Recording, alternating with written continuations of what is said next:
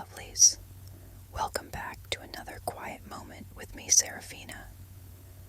Tonight I have a story about someone who had everything: power, influence, control. But none of it was real, and the more he tried to hold on to it, the more it slipped through his fingers. This story has been told in my family for years, as a reminder of what happens when leadership is built not on strength, but on fear. But this time, it isn't just about a man clinging to his own illusions. It's about what happens when that man owes something to someone far more powerful. So take a deep breath with me, settle in, and let's begin. There was a man named Victor. Victor demanded attention the moment he entered a room. He had the right clothes, the right words, and the right gestures. People listened when he spoke, not because he was wise, but because they had been told they should listen. But what most didn't know was that Victor had made a promise, a dangerous one. Somewhere in the shadows, beyond the polished rooms and rehearsed speeches, there was a figure who held something over him, a man with real power, the kind that wasn't built on words but on leverage.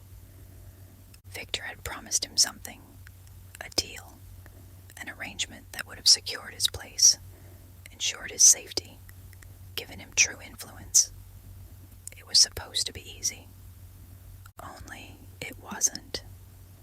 Victor had overestimated himself. He thought he had control, thought he could maneuver things into place. But when the moment came to deliver, when the deal had to be sealed, he failed. And suddenly, for the first time in his life, he realized what it felt like to be trapped. The powerful man, the one Victor had made this promise to, was not the type to accept failure. He was patient, yes. He had tolerated Victor's arrogance, his self-importance, because it had been useful. But now Victor had nothing to give him, and worse, he knew too much. That was when the unraveling began. Victor had always been able to distract, to control the narrative. But now, he was the one scrambling. He couldn't acknowledge the failure. If he did, he would be admitting weakness, and weakness was something he feared more than anything. So he did what he always did. He lashed out. He found someone, anyone, to blame. At first, it was his advisors. He berated them publicly, accused them of incompetence, whispered that they had sabotaged him.